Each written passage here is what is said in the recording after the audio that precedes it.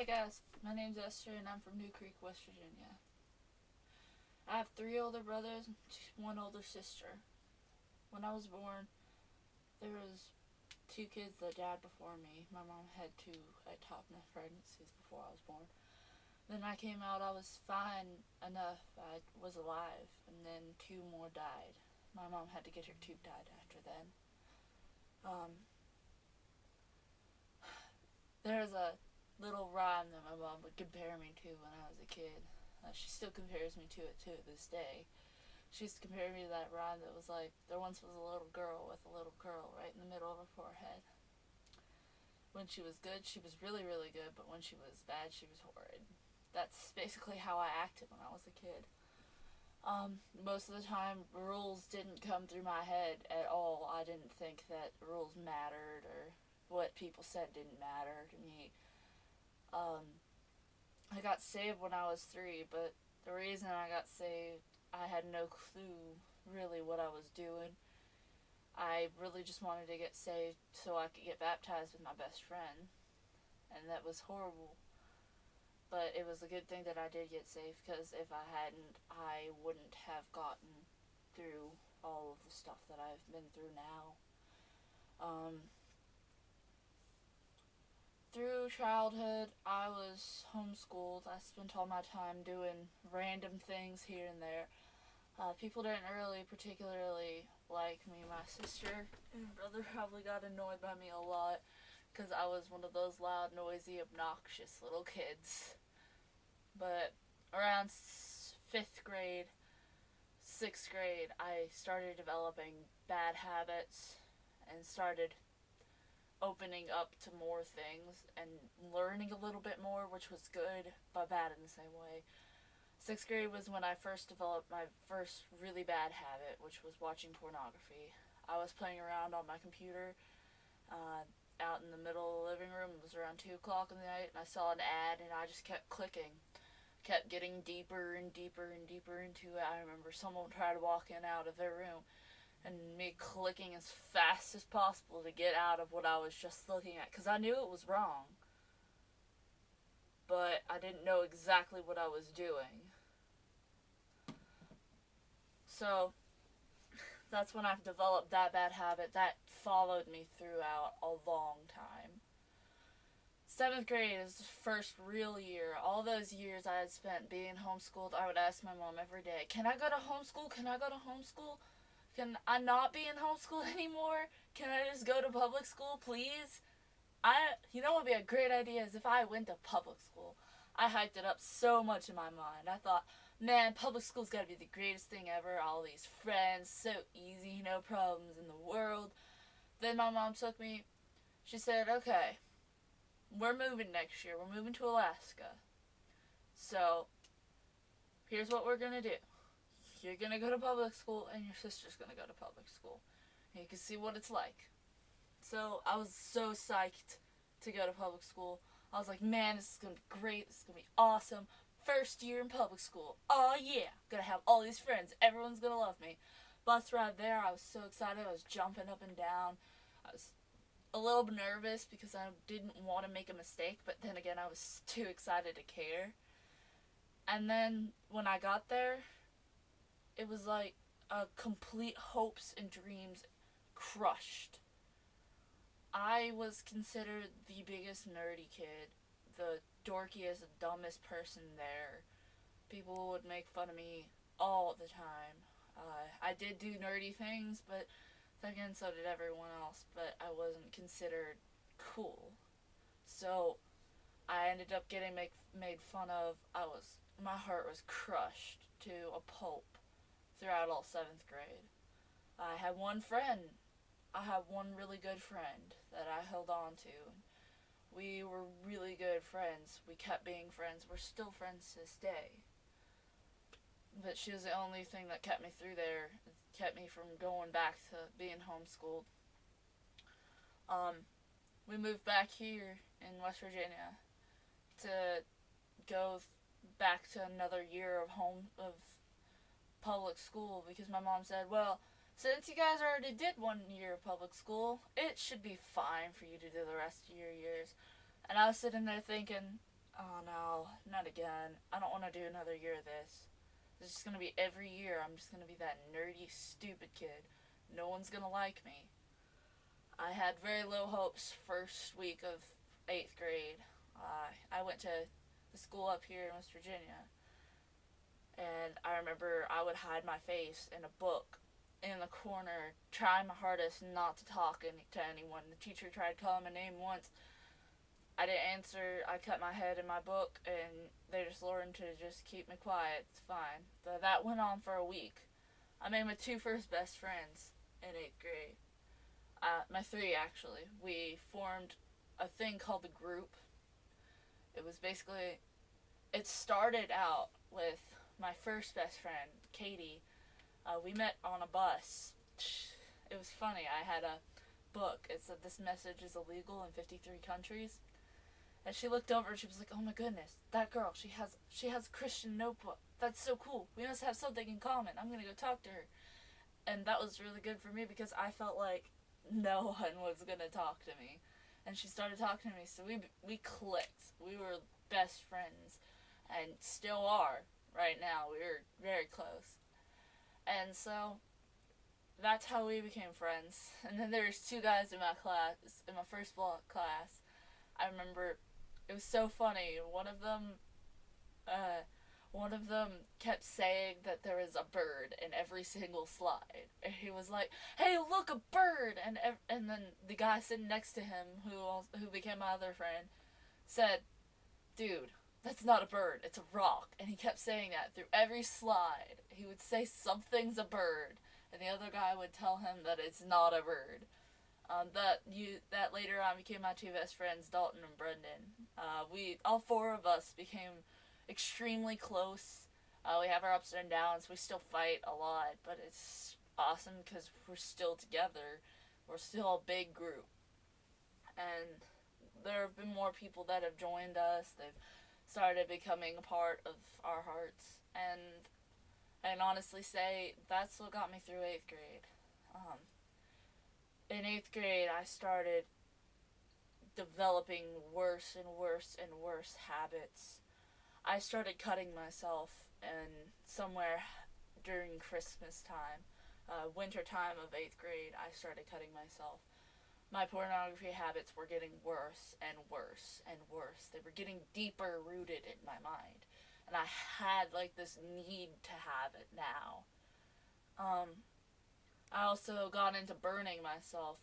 It was a really weird habit. I would like spread a little oil on my skin, take a lighter, and just set that skin on fire. I'd do that so often. It was ridiculous.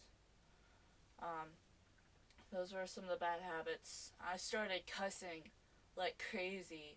I developed a form of speech that literally I couldn't talk without cussing, and it was bad. So summer rolled around of 8th grade summer. I was like, okay, so awesome. Out of 8th grade, I'm gonna fix these problems. It's gonna be great. It's gonna be awesome. I'm gonna help myself. Summer, it was easy. I had only gone on mission trips, been around my Christian friends. I didn't have to be around any really negative influences at all. And I really enjoyed it. But then when near summer end, we went on a mission trip to Las Vegas, and it was really good, and my brother was there, my oldest brother Michael. And then a few weeks later, just 3 weeks later, on the 23rd of July, we got news that my brother had committed suicide. It broke everyone. You could just see the collapse in people's hearts and their faces. I remember two guys in suits came in, and they were full uniformed men, and they took my mom and dad into their room, and automatically I saw that, and I was like, this can't be happening. This is a dream. This is not real. This happens in movies. I've seen this happen. This can't happen to us. And they came out, and when the two men left, mom and dad looked at us and they said, "Well, Michael's dead." My sister collapsed on the floor. She started crying. I remember telling her, It's okay, it's okay. It'll be fine. And I was thinking, I don't know what to say because I'm just as hurt by this. I remember going through all the funerals, talking to all the people that loved Michael and loved him so much. It was horrible to see all those broken hearts. And it was amazing to see how many lives he touched, how he didn't see how much he touched their lives. It broke our hearts. I remember that was the week I was supposed to go to band camp. I didn't go to band camp. I only went to the first day. I ended up learning the whole drill by having help with my section leader, which I love that. I love how he helped me, how everyone helped me out, because I didn't know what to do. Everything I did after that was kind of filled with like a anger, a want to fight against something. I felt like I had to change something, but it wasn't fueled with a want to clean, it was fueled to want to destroy. I remember the first week of school came along. The week after my brother died, my grandma died too. I remember going to those funerals, and then the next day, as soon as we got home, literally the next day was the first day of school. I remember walking through the halls, acting like everything's okay, telling myself it's gonna be fine, it's gonna be fine. You have to act strong, you have to be strong, you have to pretend like nothing happened. No one has to know how depressed you are right now. You shouldn't be depressed. That's how I felt. And so I told myself that I have to change. I have to do all these things better. I have to get better about my habits. That failed. I wasn't fueled right. I was fueled with anger and hate, and when I tried to fix my problems, they got worse. I dug into my legs. I have scars that are so deep on my legs, and I don't think they're ever going to go away. I didn't really start to think about changing seriously because of a real reason until I got to YAC. I went to YAC. There was a guy there. He spoke so amazingly. He told us about how you shouldn't be just living off of what God's forgiveness is. You shouldn't just be like expecting him to always forgive you and you can do whatever you want to, but God will forgive you anyway, so you can just keep on your merry way. No. I heard that and I broke. He gave an invitation to go down. I looked over at my friend Tori and I was like, I'm going down there. I'm going down there right now. I was bawling my eyes out. There was like tears streaming down my face by the time he said that. When I got down there, we started praying. I started talking about how I was addicted to so many different things at this point. I developed some really weird habits, some really horrible things. Got home from YAC. I felt clean. I felt like I could change. I could do this. But after a few days, I went back to one of my habits. I'd gone and watched porn again. It destroyed my heart. It destroyed my mind. And I realized how horrible everything was that I was doing. I got back to school. I started cussing again. I cut myself. It was horrible. I was going back to everything that I told myself I would get away from. So, by the time that I had gotten away from it, by the time I realized that I drove myself insane, I was like, there's no hope for me left, is there? That night, that I started realizing all my habits and starting to feel really guilty. I remember that night, I took a handful of ibuprofens and aspirins mixed together. There was about 16 ibuprofens and 9 aspirins in the palm of my hand, looking down at them.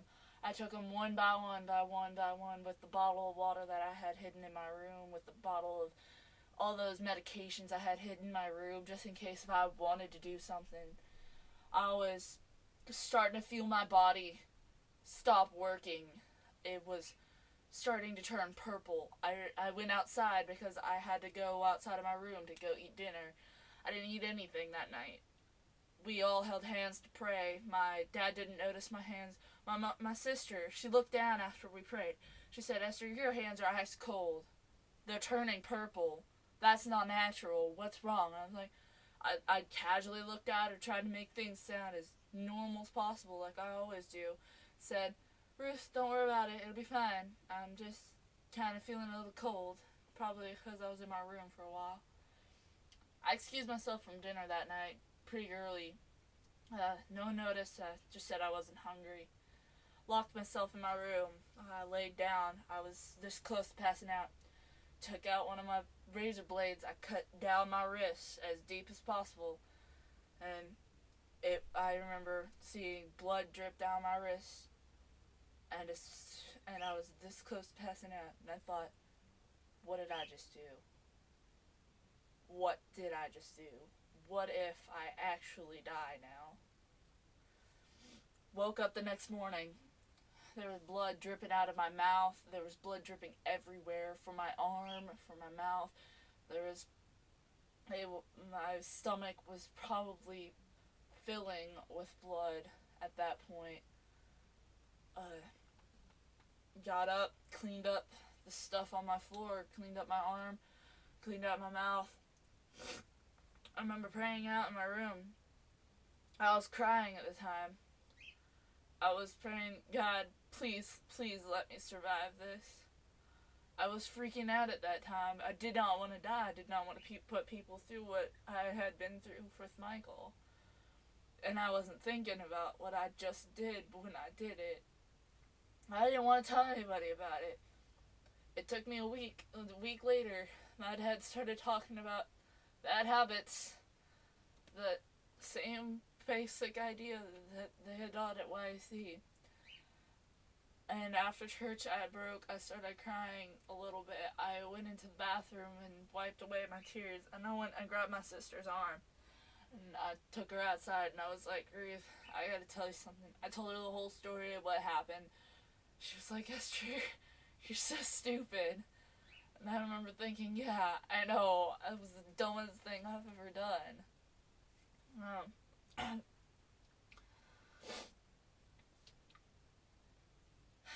So, that's was the biggest part, and that made me realize if I don't do something, I'm not going to survive. The thing is that I wasn't thinking about how to change. I was thinking that I had to change.